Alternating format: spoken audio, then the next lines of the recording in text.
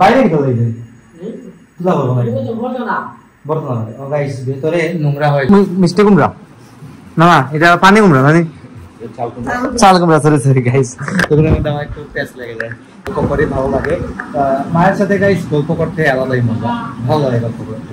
তো এখন আমি নাস্তা করব। সকালে যদি আমি নাস্তা করি নাই, আজকে নাস্তা আছে দেখুন, এটা হচ্ছে অর্স অমলেট। অর্স অমলেট আমি নিচে হাতে তৈরি করেছি। Hello everyone, good morning, welcome to my new blog. কেমন আছেন সবাই? আই হোপ সবাই ভালো আছেন। আমি ভালো আছি, যদিও গাইস গুড মর্নিং বলে ব্লগটা স্টার্ট করেছি, অলরেডি দুপুর হতে চলেছে।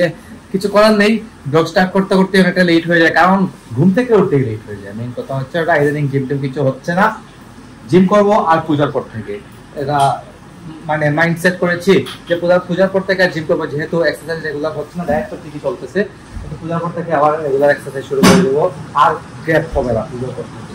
যাই হোক, তো বাসায় আছি মা আর আমি। তো মা তো মায়ের কাজে আছেন, একটা পর একটা কাজ লাগে, তারপর কিন্তু মা আর আমি গল্প করি, ভালো লাগে।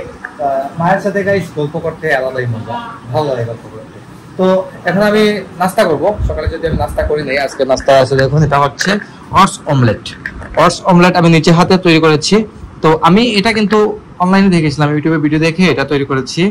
জানি না, এখনো পর্যন্ত খাই নাই, খেয়ে বুঝতে পারবো কেমন হয়েছে। আর সাথে আছে টক দই। তুমি এটা খাই দেবো অর্স অমলেট গাইস। এটা আমি অনলাইনে অনেক ভিডিও দেখেছি, বাট এরকম কখনো আমি ট্রাই করি নাই। তো মা প্রথমে খাবেন, খেয়ে দেখবেন কি অবস্থা। তো অর্স অমলেট বললে ভুল হবে, শুধু যে অর্স আছে এটার মধ্যে তা কিন্তু না। এটার মধ্যে ডিম আছে, হাঁসের ডিম আছে, মুরগির ডিম আছে, তারপর আছে অর্স আছে, তারপর পাম্পকিন সিড আছে, তরমুজের বীজ আছে, সূর্যমুখীর বীজ আছে, তারপর কিছুটা স্বাদ অনুযায়ী লবণ আর হলুদ দেওয়া হয়েছে, পেঁয়াজ দেওয়া হয়েছে, দিয়ে এটা তৈরি করেছি। কি হয়েছে? মজা হয়েছে গাইস? মা বলতেছেন মজা হয়েছে, মানে মজা হয়েছে।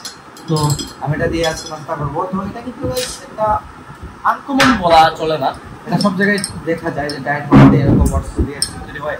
আর এগুলো করার মধ্যে কি একটু সময় লাগে, তো সময় লাগতে কি এটা হচ্ছে কি যে ব্লাইন্ড করতে হবে, অর্সটা ব্লাইন্ড করে একটু গুঁড়া করতে হবে, তারপর ডিম দিয়ে মাখায়, মানে ডিমের অমলেট যেভাবে করা হয় সেম টু সেম করবে। দেখুন খেয়ে কেমনটা হয়েছে।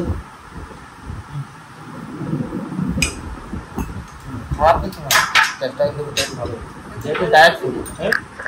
প্রথম গাইস মায়ের দিকে লাগছে খেতেছেন দেখুন। আমাদের ঘরে গাইস এখন দুধ লাচ্ছি এগুলো কোনো অভাব নেই, কন্টিনিউয়াসলি দুধ লাচ্ছি আছে। আর তারপর তো গাইস আমি এদিকে দুধ খাই না, দুধটা কিন্তু খুবই কমে খাই আমি, দইটা খাওয়া করি। কারণ দুধ আর দইয়ের যে পুষ্টিগুণটা সেম। তো দুধ খেলে অনেক সময় পেট খারাপ হতে পারে, কিন্তু দই খেলে এটা হয় না, এটা আবার ভালো হয়ে যায়, ভালো জিনিস। তো দই খাই, আর দইটা গাইস আমি নিজের হাতে তৈরি করি প্রতিদিন রাতে, মানে তৈরি করে রাখি, পরের সকালে মানে জমায় রাখতে হয়। যেহেতু এখন নাস্তাটা করবো, মা এগুলো আছে মধ্যে গরম করেছে, গরমের সময় তো একটু গাইছে ঠান্ডা খাবার, পেট ঠান্ডা করার মতো খাবার খেতে হয়। তো মানে রান্না শুরু করছে না, এটা কিটা হয়েছে আজকে? কি দাম দেয়? ও গাইস, আজকে ফেভারিট খাবার কচু শাক, কিন্তু আমার একটা ফেভারিট শাক। আর পাবদা মাছ তো আর গাইস বলেই লাভ নাই, পাবদা মাছ সবসময় আমাদের ফেভারিট, সবসময় আপনাদের দেখেন পাবদা মাছ আমাদের বললাম। তো গাইস এখন আসছে দেখুন দুপুরের বাজার। দুপুরের বাজার মানে কি টুকিটাকি এগুলা কি আনছো হবে না? নিরামিষের জন্য সবজি আনছে। হ্যাঁ গাইস, আগামীকালকে রবিবারে নিরামিষের জন্য সবজি আছে। এটা আনছেন দেখুন ঢেঁড়স মানে ভেন্ডি, কাঁচকলা, তারপর হচ্ছে এটা মিষ্টি কুমড়া না, এটা পানি কুমড়া মানে চাল কুমড়া, সরি গাইস এগুলোর মধ্যে আমার একটু টেস্ট লেগে যায়। এটা হচ্ছে চাল কুমড়া, তারপর হচ্ছে লাই শাক, তারপর সুপারি। তো এগুলো আনা হয়েছে, এটা হচ্ছে দুপুরের বাজার। তোমার রান্না হয়েছিস নিকো গাইস? এটা আনা হয়েছে, মানে আমি আর বাবা নিয়ে আসছি, বাবাকে আনতে গেছিলাম দোকানে, তো এগুলা একসাথে নিয়ে আসা হয়েছে। আর কি রান্না হয়েছে দেখি আসি। রান্না হয়েছিস নিবা? হ্যাঁ আজকে রান্না হয়েছে দেখুন কি। ও আচ্ছা, পাবদা মাছ রান্না হওয়ার কথা ছিল। পাবদা মাছ কিন্তু অনেক বড় সাইজের মাছ, ভালো লাগে খেতে খুবই। আর এটা হচ্ছে কচু শাক, ফেভারিট শাক, রাজমা দিয়ে কচু শাক, মানে রাজমা দিয়ে। আর ঘির যে একটা আলাদা একটা অবশিষ্ট অংশ বের হয়, শরীরের যে অংশটা বের হয়, এটার নাম হচ্ছে আমরা বছুরি বলি। বছুরি দিয়ে রান্না হয়েছে, অনেক মজা হবে খেতে, খাওয়া দাওয়া করবো। আর তার আগে ফ্রেশ হয়ে আসবো নিচে খাবার খেতে। তো গাইস এখন এদিকে এখন ভাই নারকেল ছুলতেছে। বাহ এটা নারকেল তো দেয়নি, নারকেল তো দেয় তালা পিঠা নারকেল দিনি। গাইস দেখুন নারকেল ছোলা হচ্ছে, তো নারকেল দিয়ে নাকি তালের পিঠা তৈরি হবে। এবার তাই নারকেলটা ছোলা হইতেছে। আর বাইরে কি তোলা তুলা বলবো না বর্তমানে গাইস ভেতরে নোংরা হয়ে যাবে নারকেলের শুকা করে, তো দ্যাটস ওয়াই এগুলা বাইরে ছোলা হচ্ছে। এটা অলরেডি নিয়েছে একটা মাত্র গাইস, একটাই নারকেল ছুলতেছে। তো ঠিক আছে সমস্যা নেই, নারকেল ছোলা হচ্ছে, পিঠা দিতে হবে। আর কয়েকদিন পর তাহলে এটা খেতে কিন্তু আসলেই ভালো লাগে।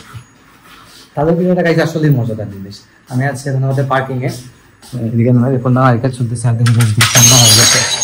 সন্ধ্যার সময় দেখুন কিরকম অবস্থা হয়। এই দেখুন গাইস পোকা টোকা এসে কিন্তু একদম ভরে যায় বাসার সামনে, একদম ভরে যায় কিন্তু।